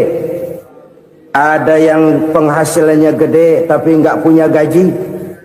Ada juga yang memang gajinya gede dan penghasilannya gede. Kelebihan rezeki merupakan sunnatullah dan tidak harus membuat kita merasa lebih dari yang lain. Bahkan sebaliknya, kelebihan itu harus membuat kita ringan tangan untuk menolong mereka yang memang memerlukan pertolongan. Kalau saudara diberikan ilmu, maka pertanyaan akhirat cuma satu: ilmumu kau amalkan untuk apa? Kalau saudara diberikan umur yang panjang, pengadilan akhirat juga bertanya satu: umurmu kau habiskan di mana? Tapi kalau saudara diberikan harta, pengadilan akhirat akan bertanya 2: hartamu kau dapat dari mana? Kau belanjakan kemana? Dari mananya ditanya dan kemananya juga ditanya. Oleh karena kita akan dimintakan pertanggungan jawab, maka amanah yang bernama harta ini harus kita gunakan dengan sebaik-baiknya. Ada penggunaan yang merupakan kewajiban, itu zakat namanya. Ada penggunaan yang sewaktu-waktu, itu infak namanya. Ada yang lebih sewaktu-waktu lagi, dan itu sedekah namanya. Zakat dia terikat oleh haul dan nisab, oleh putaran batas waktu dan ukuran dari harta itu sendiri. Sedangkan infak terikat oleh situasi dan kondisi perekonomian seseorang. Sedangkan sedekah tidak terikat dengan apapun. Dalam kondisi seperti apapun kita bisa melakukan sedekah dengan yang terkecil sekalipun. Sampai-sampai Rasulullah sallallahu alaihi wasallam mengajarkan, la tahqiranna minal ma'rufi syai'an walau an talqa akhaka biwajhin talik. Atau ada hadis, tabassumuka fi wajhi akhika laka shadaqah. Senyumanmu kepada temanmu adalah sedekah. Jadi untuk melakukan sedekah tidak harus dalam berbentuk uang. Dengan ilmu kita bisa sedekah, dengan tenaga kita bisa bersedekah, dengan pikiran kita bisa bersedekah, bahkan senyum kepada teman itu pun sedekah. Jadi kalau sedekah dengan uang memang belum punya uang, nyengir aja banyakin. Itu asal pada tempatnya, jangan lalu ketemu tiang listrik cengengesan. Tentu tidak pada tempatnya dan tidak wajar. Nah, sedekah yang paling dicintai Allah adalah sedekah yang disembunyikan. Artinya jauh dari sifat riya. Kan kadang-kadang ada orang sedekah itu disebutkan namanya. Apa tidak bagus? Kalau memang niatnya ikhlas, ya bagus-bagus saja. Untuk memberikan sugesti kepada yang lain. Di Fulan bin Fulan nyumbang sekian, diumumkan. Boleh kalau niatnya untuk memberikan rangsangan kepada yang lain supaya dia menyumbang lebih besar dari orang tadi. Tapi kalau itu mendatangkan riya, maka sedekah yang paling dicintai Allah adalah sedekah yang disembunyikan. Tangan kiri saja tidak tahu apa yang diberikan oleh tangan kanan. Sedekah yang dilakukan dengan ikhlas akan merupakan perbendaharaan surga. tersembunyi dari pandangan orang lain, tidak seorang pun tahu. Karena memang sikap yang baik adalah melupakan kebaikan dan mengingat kesalahan. Itu salah satu ciri orang bahagia. Orang yang selalu mengingat kesalahannya dan berusaha melupakan segala kebaikannya. Kalau dia akan berada kebaikan, dia tidak bisa ikut, dia merasa rugi karena dia merasa belum pernah berbuat baik. Tapi kalau akan melakukan kesalahan baru, dia ingat kesalahan yang sudah-sudah, sehingga terhalang baginya untuk melakukan satu kesalahan baru. Demikianlah saudara-saudara, bahwa Allah melebihkan rizki sebagian kita dari yang lain, agar terjadi tolong menolong dalam kehidupan ini. Jadi kesenjangan yang nature, kesenjangan yang alami, itu sunnatullah. Ada yang kaya, ada yang miskin, ada yang kelas menengah. Nah, kenapa lalu sekarang kita berusaha mengentaskan kemiskinan? Oleh karena adanya kesenjangan struktural.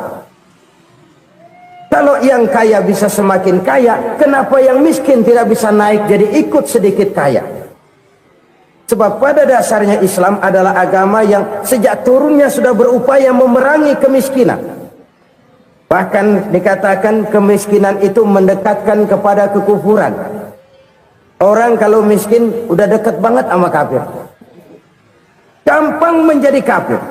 Berapa banyak saudara-saudara kita yang oleh karena soal perut, oleh karena soal materi, terpaksa meninggalkan dan menanggalkan akidahnya, menjual petunjuk yang diberikan Allah dengan kesenangan dunia yang cuma sebentar ini. Na'udzubillah thumma na'udzubillah. Jadi makin kita sembunyikan satu sedekah, semakin banyak perbendaharaan kita di surga. Sedekah yang paling dicintai Allah adalah sedekah yang disembunyikan. Malahan ada seorang sufi, dia punya kebiasaan kalau pergi sholat Jumat dia bawa uang, itu uang dia taruh di bawah tikar masjid. Dia niat sedekah kepada siapa saja yang nemuin itu duit. Maksudnya apa? Supaya yang nemuin nggak tahu siapa yang punya duit. Demikian dia saking ingin menyembunyikan sedekahnya. Karena sifat ria itu bisa memakan amal kita sendiri. Ria itu termasuk menyebut-nyebut kebaikan kita. Orang yang suka nepuk dada, sedikit-sedikit ngitungnya kalau nggak gua. Tuh kalau nggak gua tuh. Tuh yang belah situ, kalau nggak gua, kalau nggak gua. Iya, kalau nggak lu kenapa emang? Orang yang suka menepuk jasa. Tuh, biasanya memang begitu saudara-saudara. Kalau perang lagi berkecamuk, orang nggak sempat ngaku jadi pahlawan. Tapi begitu perang selesai, yang kagak kenal bedil ngaku pahlawan, mas. Itu sesuatu yang biasa. Oleh karenanya, orang-orang yang ikhlas dalam bersedekah, disembunyikannya sedekah itu Allah cinta betul. Malahan ada hadis memberikan jaminan, inna shadaqatal mar'il muslimi tazidu fil umri wa tadfa'u mitatas su'i. Sesungguhnya sedekahnya seorang mukmin tazidu fil umri, bisa menambah umur panjang, wa tadfa'u mitatas su'i, dan menyelamatkan manusia dari mati secara su'ul khatimah. Jadi siapa yang kepengen panjang umur, banyaklah sedekah. Yang bosan hidup, pelit terus.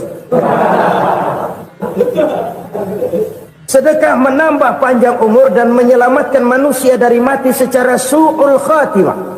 Pak, katanya umur itu nggak bisa ditambah, nggak bisa dikurangin. Kapan? Kalau ajal sudah datang. Fa idza jaa ajaluhum la yastakhiruna sa'atan wa la yastaqdimun. Kalau ajal datang tidak bisa dimajukan, tidak bisa dimundurkan. Itu kalau ajal sudah datang. Tidak bisa lagi umur ditambah dikurangi, sudah datang. Tapi kalau belum datang, itu kan haknya Allah. Mau ditambah, mau dikurangi, hak prerogatif Allah. Sebagai pencipta manusia, Allah maha kuasa dan maha mampu. Sedekah ini menambah panjang umur dan menyelamatkan manusia dari mati secara su'ul khatimah. Itu orang mati kan sama ya, kondisinya mati, nggak nafas. Tapi hakikat mati kan lain-lain. Ada yang mati itu husnul khatimah, baik akhirnya. Misalnya Lagi ngaji, mati. Lagi sholat, mati. Lagi sedekah, mati. Ini yang dinamakan dengan husnul khotimah, baik di akhirnya. Sebaliknya ada yang su'ul khotimah, jelek di akhirnya. Ini yang jadi catatan akhir. Lagi nyekek botol, mampus. Lagi banting kartu, modar. Su'ul khatimah, jelek pada akhirnya. Sedekah menyelamatkan manusia dari mati secara su'ul khatimah. Dan kita semua kepengen mendapat husnul khatimah, jauh dari su'ul khatimah. Oleh sebab itu yang bisa menyelamatkan kita dari penyakit itu antara lain adalah sedekah yang disembunyikan, yang dikerjakan dengan ikhlas karena Allah, tidak karena kepengen dipuji orang, tidak karena ingin dikatakan orang pemurah. Sebab orang dermawan itu orang yang memberi tanpa harus diminta. Kalau masih harus diminta, ya belum dermawan namanya, masih harus diminta. Kalau nggak diminta ya tulus, lolos, polos. Saudara-saudara kaum muslimin rahimakumullah, harta adalah amanat dan akan kita pertanggungjawabkan. Allah melebihkan rizki sebagian kita dari yang lain agar kita saling tolong menolong, bantu membantu. Nabi janjikan, siapa yang meringankan beban saudaranya muslim di dunia, Allah akan meringankan bebannya di akhirat nanti. Sebuah jaminan dari baginda Nabi. Si orang yang kita bantu barangkali tidak bisa membalas, Allah yang akan membalas lewat jalan lain yang tidak pernah kita sangka-sangka. Ada orang tanya, Pak, ini ada orang nyumbang masjid sambil marah-marah, bagaimana? Saya bilang sumbangannya aja ambil, marahnya jangan. Marahnya jangan diambil, itu urusan dia. Saudara-saudara kaum muslimin rahimakumullah, umat Islam ini kan umat yang punya potensi besar. Kadang kita merenung, kenapa kadang-kadang pembangunan masjid kok lambat sekali? Kalau hotel hari ini peletakan pertama, bulan depan peresmian. Supermarket hari ini peletakan batu pertama, minggu depan peresmian. Tapi kalau sudah yang namanya masjid, kadang-kadang peletakan batu pertama sekaligus jadi batu terakhir. 3 tahun, 4 tahun, campur nebar jalak di jalanan, duit dijaring kayak ikan sepat. Apa tidak ada orang Islam yang kaya? Banyak. Apa tidak ada pengusaha muslim yang jadi konglomerat? Ada. Lalu yang belum banyak itu yang komit terhadap nilai-nilai agamanya. Akhirnya kita jatuh jadi umat yang lemah. Belum ada pengusaha konglomerat muslim buka pabrik supermi cap beduk misalnya umpamanya atau pabrik kecap cap sorban supaya identitas keislamannya sedikit kelihatan.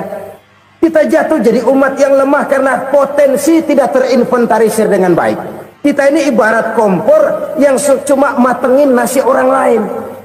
Potensi kita dimanfaatkan oleh orang lain. Ukhuwah Islamiyah kita baru terbatas kepada silaturahmi. Ukhuwah di bidang ekonomi kita lemah, ukhuwah di bidang kebudayaan kita lemah, apalagi ukhuwah di bidang politik kita lebih rapuh lagi. Padahal ukhuwah itu adalah totalitas kehidupan manusia, menyangkut ipolek sosbud. Memerlukan nilai-nilai ukhuwah.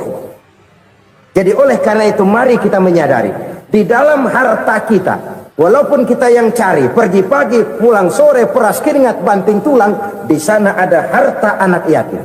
Di sana ada hak masjid, di sana ada hak pesantren, di sana ada hak jihad. Berbahagialah seseorang apabila dia oleh Allah dijadikan keran.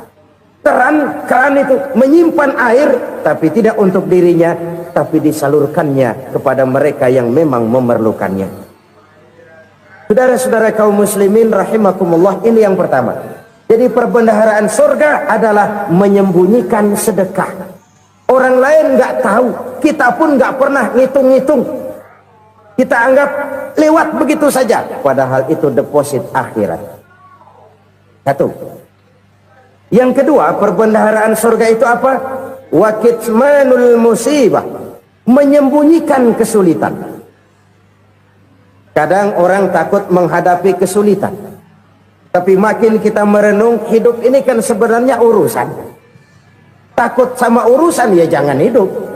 Tandanya orang hidup itu kalau punya urusan. Urusan melupakan problem. Problem sering menimbulkan kesulitan. Kesulitan bukan untuk ditakuti, tapi untuk diatasi dan dicarikan jalan keluarnya. Siapa sih orangnya yang gak pernah sulit-sulit? Makin tinggi status sosialnya, makin gede urusannya. Makin tinggi kualitas imannya, makin berat tingkat kesulitannya. Cuma memang yang namanya enak itu seperti pelangi. Biang lala itu nggak pernah di atas kepala kita, di atas kepala orang melulu. Lo sih enak lo, kata kita. Dia juga bilang yang enak kan lo. Pelangi itu nggak pernah di atas kepala kita. Kata tukang beca, aduh enak ya naik Mercy. Kata tukang beca, apa yang di dalam mobil Mercy? Aduh enak bener tukang beca, di jok ngeringkuk ngorok pulas bener.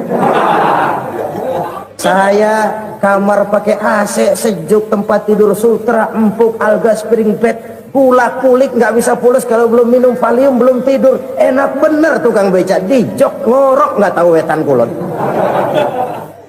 Si tukang beca bilang yang di Mercy enak, yang di Mercy bilang tukang beca enak. Inilah enak, nggak pernah di atas kepala kita, di atas kepala orang lain melulu enak itu. Nah saudara-saudara, yang merupakan perbendaharaan surga itu orang yang bisa menyembunyikan kesulitan, baik pribadi ataupun rumah tangga. Nih terutama rumah tangga yang jadi soalnya. Kadang-kadang kita ini kalau senang, sebaliknya kalau senang kita diam, kalem aja, cuek. Banyak banget duit kita bawaan, diam aja udah. Malah ketemu orang takut. Tapi begitu susah, sekampung tahu. Padahal Nabi mengajarkan perbendaharaan surga itu menyembunyikan musibah, menyembunyikan kesulitan. Kalau enak, cerita sama orang-orang. Kalau nggak enak, rasain sendiri, tekan sendiri, atasin sendiri. Kita kan sebaliknya, senang kita diam, asal lagi susah, paling tidak kita nyari teman buat cerita kesusahan. Siapa orangnya yang nggak pernah susah? Cuma soalnya bagaimana kita mengatasi kesusahan itu sendiri. Begitu juga misalnya kalau orang sudah berumah tangga, itu orang tuanya harus menjadi tempat dia cerita yang enak-enak saja. Yang nggak enak rasain berdua, selesaikan berdua, atasin berdua. Jangan dibalik. Asal senang diam, giliran susah aja. Maknya laporan. Terbalik. Bisa menjaga security informasi. Makan sama bayam, keluar diem, malah seluitan. Enak amat lo makan daging ayam. Security informasi. Saudara-saudara kaum muslimin rahimakumullah, ujian yang terberat itu yang pernah diberikan kepada para nabi, para rasul, para aulia, para ulama. Makin tinggi keimanan, makin berat bentuk kesulitan. Ayo saya kemukakan satu contoh saja. Ada seorang nabi yang kaya, nabi kaya, namanya Nabi Ayub. Iblis kalau orang begini kan keki, ibadahnya rajin, kaya. Nih yang kayak begini susah digodain. Kalau ibadahnya rajin, miskin, kali bisa disogok. Ini imannya mantap, ibadahnya rajin, kaya, nabi lagi. Oh, tapi namanya iblis, nggak kurang akal. Laporan, Tuhan, kenapa iblis? Ya ini bahasa saya, bahasa Qurannya sih nggak gitu.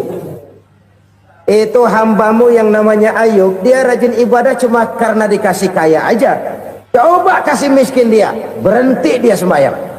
Ah, kamu bisa aja. Saya tahu Ayub itu hambaku yang ikhlas. Saya buktiin Tuhan, silahkan. Dibuktiin lah, iblis turun ke alam ini. Yang mula-mula dia lakukan, dia rusak sawah ladang Nabi Ayub. Dia binasakan binatang ternak Nabi Ayub. Sehingga dalam waktu singkat, Jatuhlah Nabi Ayub dari orang paling kaya jadi orang paling miskin. Beliau masih ibadah di mihrab dalam masjid. Datang iblis. Saudara Ayub, ya. Lagi ngapain? Ibadah. Nyembah Allah, nyembah Allah. Oh, percuma. Kenapa? Tuhan yang ente sembah nih, dia udah bikin miskin ente. Sawah ladang ente hancur lebur, binatang ternak binasa. Sekarang ente jadi orang paling miskin. Ngapain nyembah Tuhan kayak begitu? Tekor. Udah berhenti dah ibadah, berhenti ibadah. Ini iblis sama Tuhan lapornya lain, yang dikerjakan kepada Nabi Ayub juga lain. Benar begitu iblis kata Nabi Ayub? Iya, sawah ladang saya habis buras, binatang ternak saya binasa, binasa. Saya miskin, bangpak. Apa jawab Nabi Ayub? Bukan innalillahi, ini hebat. Alhamdulillahillazi a'tani wa akhza minni. Segala puji bagi Allah yang telah memberikan harta kepada saya dan sekarang mengambilnya lagi. Alhamdulillah. Allah yang ngasih, Allah yang ambil. Itu mah urusan Allah. Iblis cuman ibadah jalan terus, sujud lagi Nabi Ayub. Iblis seleher gondok banget. Dasar Nabi nggak mempan dia apa-apain. Miskin malah alhamdulillah. Allah yang ngasih, Allah yang ambil. Jadi kalau kita tidak komit, kita tidak terikat kepada kaya, miskin, senang, susah, apa yang bisa bikin kita susah? Jadikan kekayaan, kemiskinan, jadikan senang, susah sebagai anak buah yang bisa kita atur. Jangan kekayaan ngatur kita, jangan kemiskinan ngatur kita. Kita yang harus mengatur mereka. Senang, susah, kaya, miskin, bahagia, sengsara, jadikan itu anak buah yang bisa kita atur. Kalau sekarang kita kaya, lain saat boleh jadi kita miskin, semiskin-miskinnya. Allah yang ngasih, Allah yang ambil. Tenaga mana yang bisa menghalangi? Ibadah jalan terus. Iblis makin gondok. Dasar Nabi loh. Akhirnya apa? Nabi Ayub dikerjain, diberikan penyakit. Demikian fatal penyakitnya. Bayangin, udah miskin sakit. Masya Allah. Miskin sakit. Sakitnya nggak lama, kira-kira 16 tahun. Istrinya 3, 2 mental minta ceraiin. Ngerawatin laki bengek begini. Senang belum tentu, susah udah pasti nih. Cerai aja, cerai dah. Cerai. Tinggal satu Siti Rahmah yang setia menemani beliau. Sesetia-setianya hati perempuan. Satu saat Siti Rahmah bilang, "Bang, iya, abang kan Nabi bang. Lalu namanya Nabi kan doanya jarang meleset bang. Maksud kamu minta kenapa sih sama Tuhan biar abang sembuh baik dah bang?" Siti Rahmah, iya. Saya sakit berapa tahun sih dah? 16 tahun bang. Sebelum ini saya sehat berapa tahun? Ya kira-kira 60 tahun bang. Nah coba ente banding-bandingin Rahmah. Saya dikasih sehat 60 tahun, dikasih sakit 16 tahun. Sudah nggak sabar mau doa kepada Allah minta sembuh. Saya malu kepada Allah.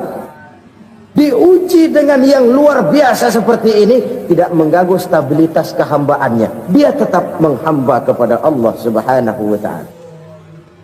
Saudara-saudara kaum muslimin rahimakumullah. Kunci menghadapi kesulitan itu apa? Allah jelaskan dalam satu ayat, wa basyiris sabirin alladzina iza asabathum musibah qalu inna lillahi wa inna ilaihi raji'un. Gembirakan orang-orang yang sabar. Siapa mereka itu? Yang apabila mendapat musibah mereka kembali kepada keyakinan dasar. Segalanya dari Allah dan segalanya akan kembali kepada Allah. Ini konsepsi dasar dari sikap muslim dalam menghadapi berbagai kesulitan. Segalanya dari Allah, segalanya akan kembali kepada Allah. Kalau ini sudah kondisi dasarnya, maka kita akan lapang menghadapi kenyataan bagaimanapun pahitnya. Apakah itu namanya miskin, apakah itu namanya sakit, bahkan maut sekalipun. Maut sekalipun. Segalanya dari Allah, segalanya akan kembali kepada Allah. Ini sikap hidup, bukan sekedar ucapan. Kita kadang-kadang menjadikannya sebagai ucapan. Mulutnya sehingga berhenti, innalillahi wa inna ilaihi rajiun, tapi nangisnya terus gerung-gerungan. Bukan itu, ini kesadaran moral. Kalau segalanya dari Allah, segalanya kembali kepada Allah, kan sebenarnya cuma nunggu giliran. Hari ini saya nyembayangin dia, entah hari apa saya disembayangin orang. Hari ini saya antar dia ke kubur, entah hari apa orang nganterin saya ke kubur. Hari ini saya tahlilkan dia, entah nanti kapan orang tahlilkan saya. Segalanya dari Allah, segalanya akan kembali juga kepada Allah. Oleh sebab itu saudara-saudara, kesulitan bukan untuk ditakuti. Kesulitan justru untuk diatasi, dicarikan jalan keluarnya. Dan tidak ada orang yang tidak pernah mendapat kesulitan. Tidak ada. Semakin tinggi status sosial, semakin tinggi kualitas keimanan, semakin besar juga tingkat kesulitan. Hanya saja bagaimana cara kita mengatasinya. Dan Al-Quran menyatakan, inna ma'al usri yusra. Di balik kesulitan itu pasti ada kemudahan. Roda itu berputar. Karena itu Rasulullah sallallahu alaihi wasallam mengingatkan kepada kita, ta'arraf ilallahi fir raha ya'rifka fis syiddah. Ingatlah kepada Allah di waktu kamu senang, supaya Allah ingat kepada kamu di waktu kamu susah. Kalau waktu senang kita ingat kepada Allah, kita susah, Allah tidak akan meninggalkan kita. Tapi kalau waktu senang kita jauh dari Allah, sujud tidak sempat, dengan masjid jauh, ketika senang kita lupakan Allah. Nanti begitu kita susah, Allah lupakan kita. Dan itu menyakitkan. Oleh karena itu orang-orang tua kita dulu bilang, kalau lagi sehat ingat-ingat lu bakal sakit nanti. Kalau lagi kaya ingat-ingat satu saat kita bakal jatuh miskin. Bahkan kalau lagi muda ingat-ingat kita bakal tua. Dan yang terpenting, kalau lagi hidup ingat-ingat kita bakal mati. Saudara-saudara kaum muslimin rahimakumullah. Jadi yang kedua yang merupakan perbendaharaan surga, menyembunyikan musibah. Saudara-saudara kaum muslimin rahimakumullah. Hal ketiga yang merupakan perbendaharaan surga adalah wasilaturrahmi. Orang yang suka bersilaturahmi. Sebagaimana yang kita maklum bahwa manusia adalah makhluk yang disebut zon politika. Makhluk sosial yang tidak mungkin hidup sendiri-sendiri. Betapa dan siapapun kita memerlukan orang lain. Bodoh betul manusia kalau tinggal di tengah masyarakat tapi tidak mau bermasyarakat. Merasa hebat sendiri, pintar sendiri, gagah sendiri, kaya sendiri. Mungkin kalau mati juga ngubur sendiri. Jangankan kita di sini, di sorga saja Nabi Adam waktu sendirian bengong melulu, mondar mandir. Allah tegur dam sepi dam. Ya ini kalau bahasa saya. Iya Tuhan sepi ini nggak ada coret-corekan pisan ini. Diciptakan Siti Hawa baru anteng Nabi Adam. Itu di sorga. Cobalah. Umpamanya saudara tinggal di Jakarta nih. Kayak bener. Apaan aja di Jakarta punya saudara deh. Jembatan Semanggi ambil. Monas, Buntel bawa pulang. Hotel-hotel ambil semua. Cuman tinggal di Jakarta sendirian, apa enaknya? Betapa dan siapapun kita perlu orang lain. Tidak ada seorang pun yang bisa memenuhi kebutuhan hidupnya secara sendiri-sendiri. Nah, Islam telah menyelamatkan manusia dari ras diskriminasi, mengikat manusia dengan persaudaraan yang berlandaskan kepada akidah. Karena itu dianjurkan bersilaturahmi. Bahkan Nabi menyatakan, man arada ayyubsata lahu fi rizqihi wa yunsa'a fi atharihi falyasil rahimah. Siapa yang kepengen diluaskan rezekinya dan dipanjangkan usianya, banyaklah ia bersilaturahmi. Siapa yang kepengen dimudahkan rezekinya, hendaknya ia banyak bersilaturahmi. Kalau banyak teman, kesulitan kan paling tidak ada tempat cerita.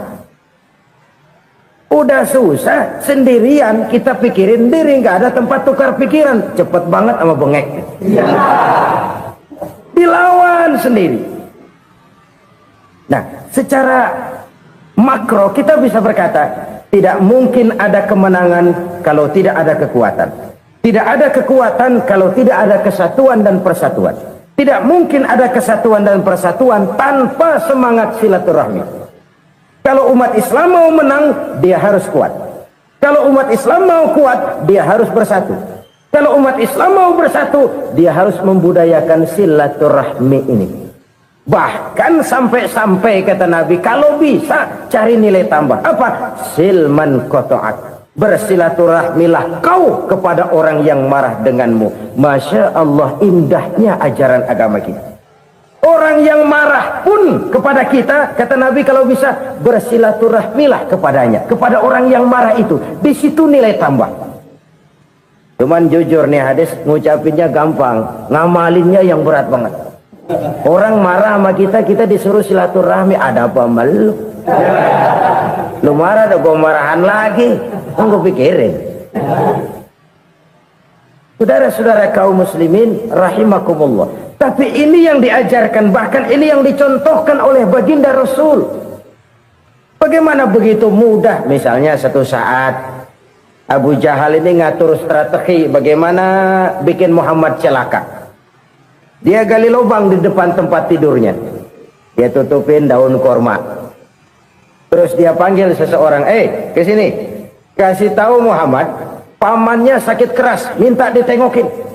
Berangkat orang ini ke sana. Muhammad, labbaik. Pamanmu sakit keras, dia minta ditengokin. Baik, saya akan datang menjenguk beliau. Berangkatlah Nabi ke rumah Abu Jahal tanpa prasangka apapun. Abu Jahal udah pasang stil, selimut 3 rangkap setengah dipakai. Persis kayak orang meriang. Tapi sembari ngintip dari balik selimut. Begitu Muhammad buka pintu, nah, masuk perangkap nih. Muhammad jalan menuju tempat pembaringan. Makin lama makin dekat, makin lama makin dekat, makin dekat ke lubang yang dipasang oleh Abu Jahal itu. Dalam hati Abu Jahal, terus dah jatuh, mampus dah lo ini. Mampus lo hari ini. Apa yang terjadi? Malaikat Jibril datang. Muhammad, pamanmu cuma pura-pura sakit. Di depan tempat tidurnya ada lubang perangkap supaya kamu jatuh ke situ. Sudah, kamu pulang. Balik kanan Nabi. Sudah hampir jatuh ke lubang, balik kanan, pulang. Bayangin kecewanya Abu Jahal. Muhammad dikit lagi, Muhammad dikit lagi. Enggak paman, saya pulang aja. Emosi bangun dari tempat tidur, enggak sadar kalau lagi pura-pura sakit. Lompat ngejar Nabi, dia lupa dengan lubang yang dia gali. Serak, nyemplung sendiri ke dalam lubang.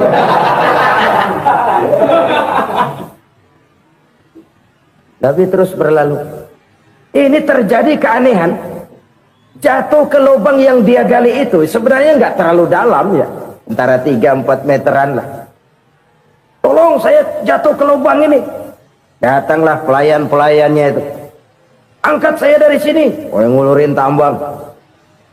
Satu gulung, belum juga nyampe itu tambah. Kurang, beli lagi ke warung. Sambung, ulur lagi, nggak juga bisa sampai.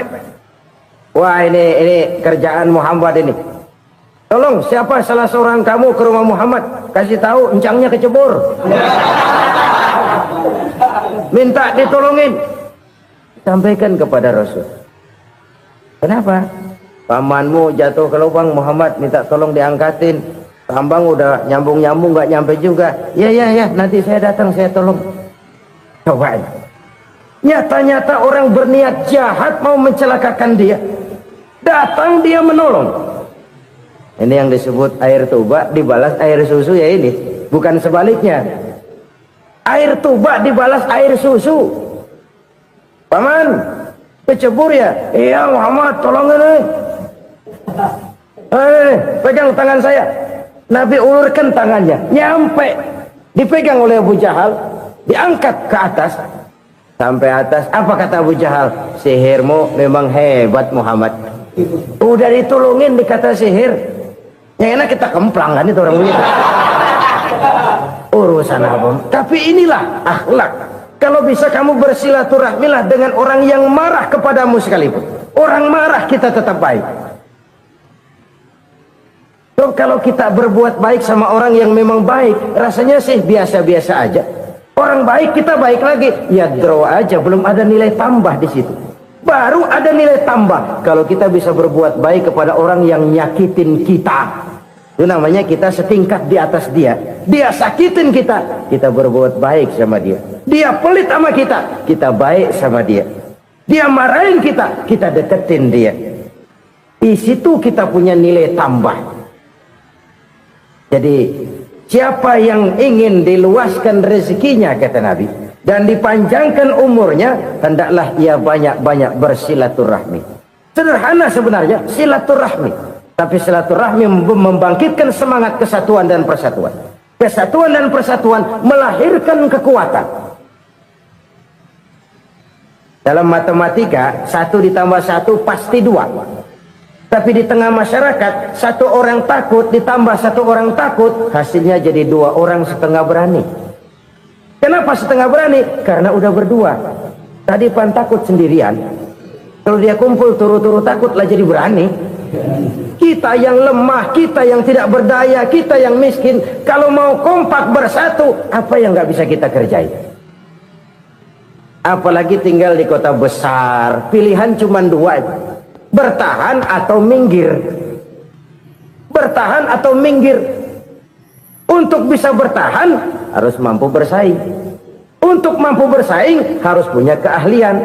Keahlian harus ditunjang dengan pendidikan, ditambah oleh kekompakan sebagai umat. Udah miskin mencar mulu, orang injek kita. Orang nggak pandang urusan apa yang malu. Oleh karena itu silaturahmi pada hakikatnya merupakan roh dari ukhuwah yang diajarkan oleh agama kita.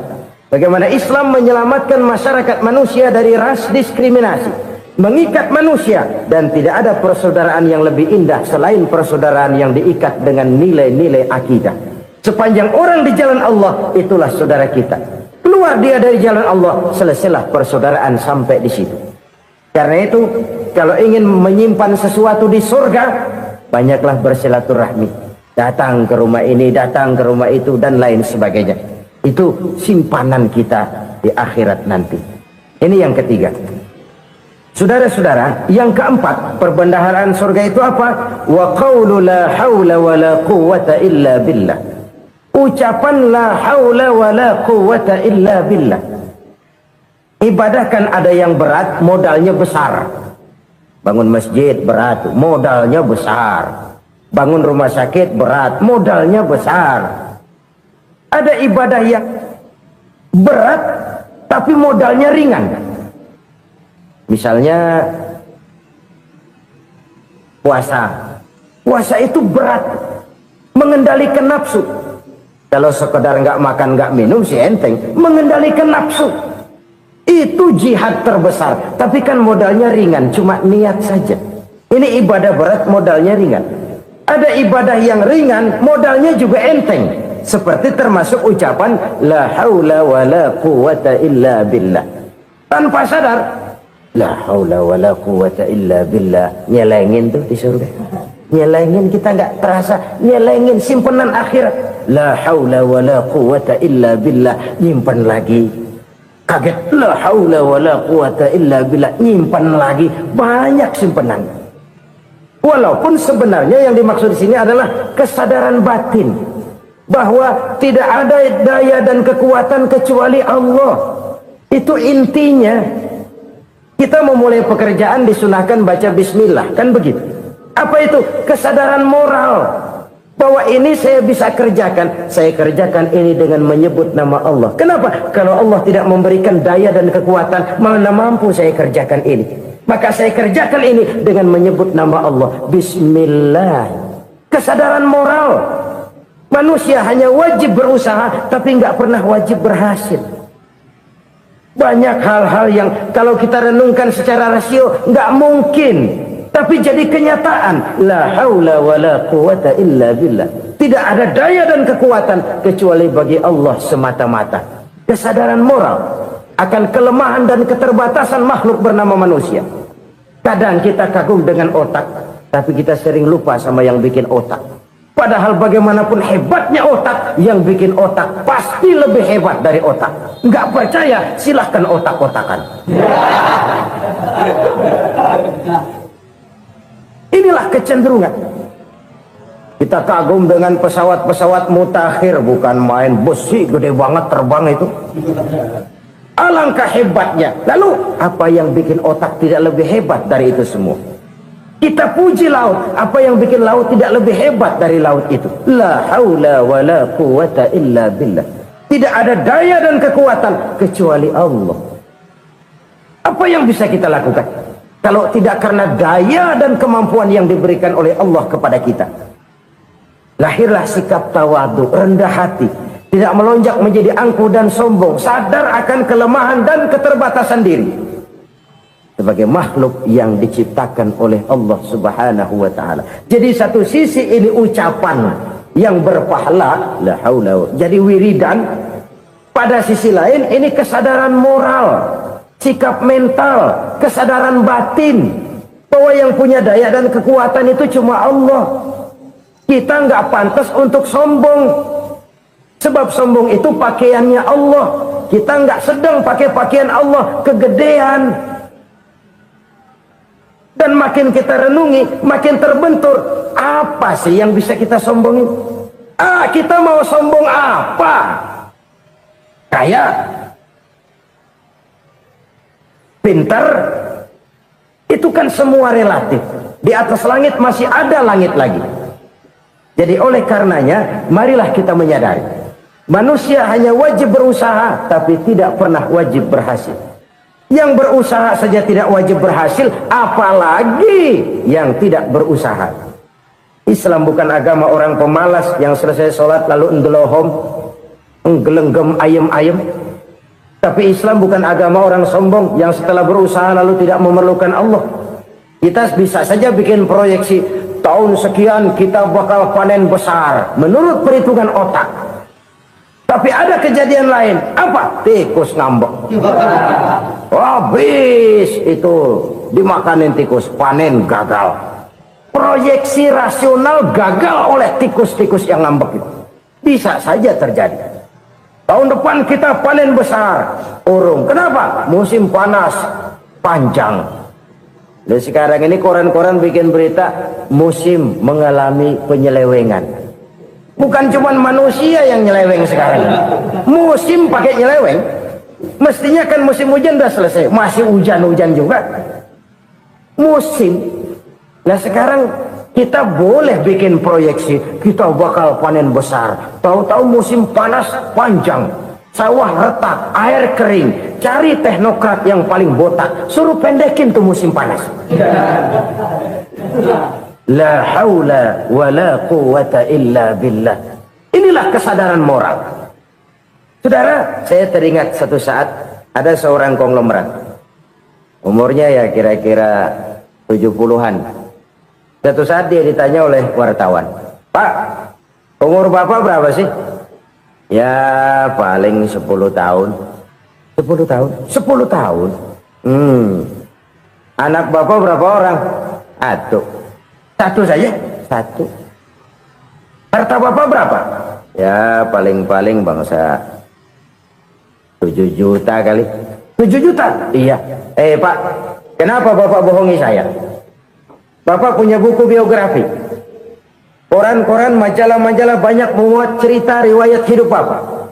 Saya tahu umur Bapak 70. Kenapa bilang cuma 7 tahun? Saya tahu anak Bapak 8. Kenapa cuma bilang 1?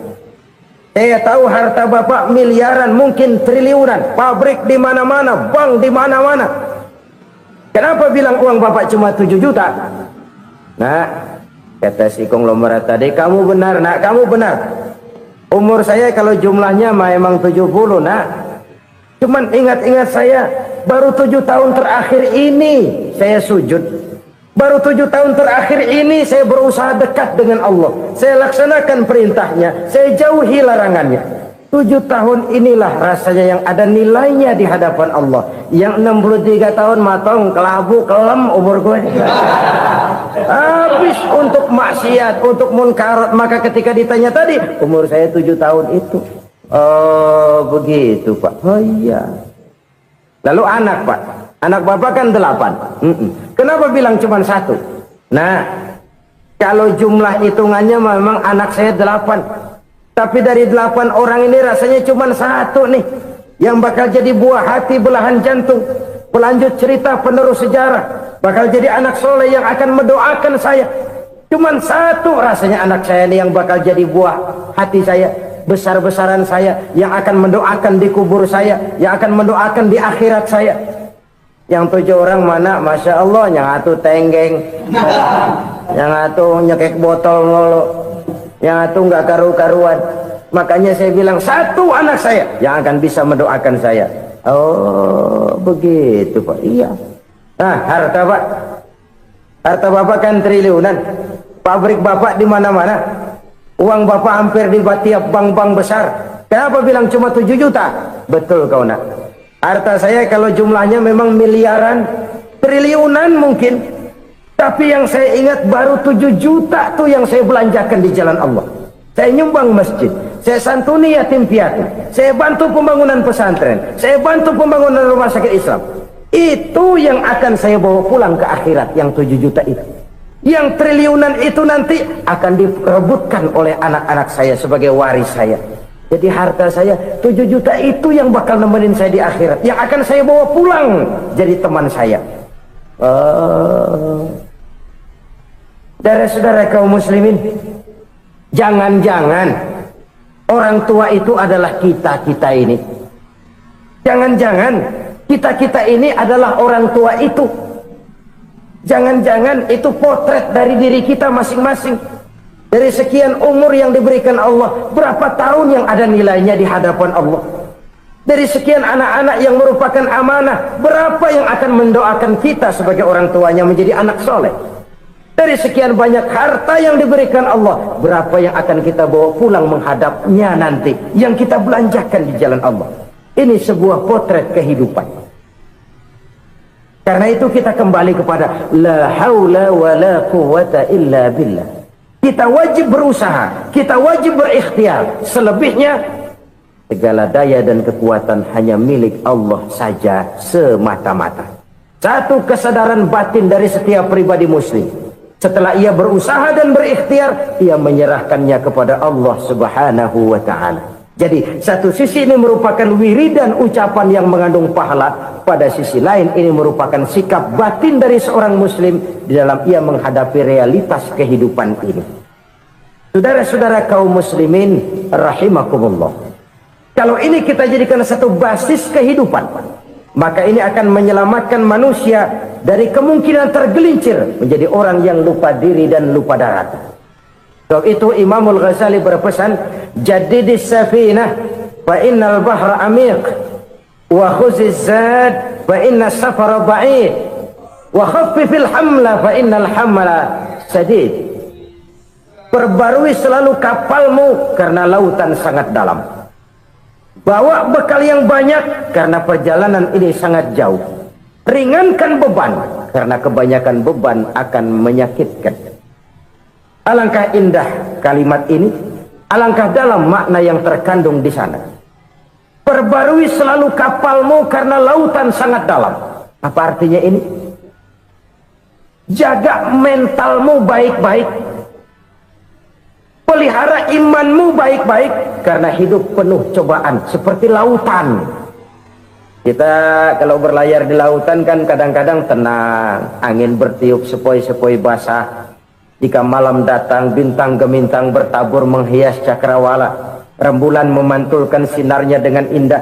Dalam keadaan begitu berlayar enak, tapi lain saat ombak menggunung, halilintar menyambar, angin topan bertiup. Berapa banyak sudah saudara-saudara kita yang tenggelam di lautan dunia tanpa sadar bahwa dia belum sampai kepada pantai yang akan dituju. Berapa banyak sudah saudara-saudara kita yang tenggelam di lautan dunia ini tanpa sempat bangkit lagi. Dia menyangka sudah sampai kepada tujuannya. Hati-hati kapal jangan sampai bocor karena lautan sangat dalam. Iman ini jaga baik-baik karena hidup penuh dengan ujian. Wa khuzizat fa inna safara ba'id. Bawa bekal yang banyak karena perjalanan sangat jauh. Saudara mau ke Bandung, bawa duit. Saudara mau ke Surabaya, banyakan lagi duitnya. Saudara mau ke Mekah, gepokan, iketan tuh duit, nggak lembaran lagi. Makin jauh perjalanan, makin banyak bekal yang harus kita bawa. Kalau saudara dari Jakarta mau ke Surabaya, kagak bawa duit berangkat juga, itu sih bukan berani namanya, nekat. Sampai Surabaya belum tentu, sengsara di jalan udah pasti. Kenapa? Nggak bawa bekal berangkat. Sama juga kita nih, misalnya belum sempat sembahyang, mati. Waduh, berani banget orang. Belum punya bekal, mati. Sengsara di jalan. Atau bekal tidak cukup. Dari Jakarta saudara mau ke Surabaya, bawa duit 500 perak. Paling jauh Cikampek nyampenya itu. Paling jauh itu. Antara jauhnya perjalanan dengan bekal yang saudara bawa tidak seimbang. Hidup ini perjalanan panjang. A walking tour. Dimulai dari alam arwah. Sebelum jasad diciptakan, roh diciptakan lebih dulu. Dari situ pindah ke alam rahim. Dari alam rahim pindah ke alam dunia. Dari alam dunia pindah ke alam barzah. Baru menuju akhirat. Satu perjalanan panjang. Kalau bekal tidak bawa, sengsara di jalan. Bawa bekal yang banyak karena perjalanan ini sangat jauh. Wa khaffifil hamla, ringankan beban karena beban itu cuma akan menyulitkan. Kalau bekal itu sih keperluan, tapi beban nggak kita perluin, coba ngeberat-beratin. Apa ini beban? Dosa, kecurangan, kebatilan, kesoliman, ketidakadilan, kesewenang-wenangan. Itu akan jadi beban kita di akhirat. Alangkah celakanya, perjalanan panjang, bekal tidak bawa, beban kelewat banyak, alamat sengsara di jalan. Pahala tidak ada, dosa berlipat ganda. Na'udzubillah, tsumma na'udzubillah. Kalau kita rangkum nasihat Al-Ghazali dengan kisah si konglomerat tadi, kita akan mengambil kesimpulan. Pertama, bekal terbaik dalam menghadapi gejolak kehidupan ini tidak lain adalah iman. Yang kedua, pahala dan dosa. Dua hal kontroversial. Pahala adalah bekal, dosa adalah beban. Tapi kita sekarang kan tidak begitu terangsang kepada yang abstrak. Orang berlomba mencari yang konkret-konkret saja, yang real. Kalau memang dosa, benjol dong, kira-kira begitu. Kira-kira begitu. Persis orang Yahudi dulu. Orang Yahudi itu kan pernah minta kepada Nabi Musa, Ya Musa, lan nu'mina laka hatta narallaha jahrah. Musa, kami nggak bakal mau beriman kepada Allah kalau belum kami lihat Allah ada nongkrong di depan kami. Kalau memang Tuhan ada, taruh dong di depan kami. Mau yang konkret-konkret saja. Kalau memang dosa, benjol dong. Kalau memang pahala, berasa dong. Orang terangsang kepada yang real, yang konkret-konkret saja. Karena itu, untuk mengejar dosa, orang mau bayar. Tapi untuk mengejar pahala, walaupun tidak bayar, orang segan. Ini yang dikatakan oleh Nabi, kamu mengharapkan ke surga, tapi kamu berat melaksanakan sesuatu yang bisa membawa kamu ke surga. Kamu ingin jauh dari neraka, tapi tiap saat kamu lakukan perbuatan-perbuatan yang justru menjerumuskan kamu ke neraka. Idda'aitum an-najata minan nar wa ramaitum fiha anfusakum. Kamu ingin selamat dari neraka, tapi kamu lemparkan diri kamu ke neraka. Kamu ingin masuk surga, tapi berat sekali kamu melakukan perbuatan-perbuatan yang bisa menyampaikan kamu di surga. Saudara-saudara kaum muslimin rahimakumullah. Jadi hal keempat yang merupakan perbendaharaan surga adalah la haula wa la quwwata illa billah. Satu sisi ini merupakan ucapan yang memperberat timbangan akhirat. Pada sisi lain ini merupakan sikap hidup seorang muslim. kesadaran batin yang sangat dalam bahwa tidak ada daya dan kekuatan kecuali Allah. Dan itu kita simbolkan pada saat memulai pekerjaan dengan Bismillah, dengan menyebut nama Allah. Satu kesadaran moral, saya hanya bisa melakukan ini karena diberikan daya dan kekuatan oleh Allah. Lahirlah sikap tawadu, rendah hati, tidak melonjak menjadi angkuh dan sombong. Saudara-saudara, sampai sini dulu jumpa kita kali ini. Semoga 4 perbendaharaan surga ini dapat kita lakukan, yang kelak akan merupakan bekal kita di kemudian hari nanti. Amin ya rabbal alamin. Terima kasih atas segala perhatian, mohon maaf atas segala kekurangan. Usikum wa iyaya bitaqwallah. Wassalamu alaikum warahmatullahi wabarakatuh.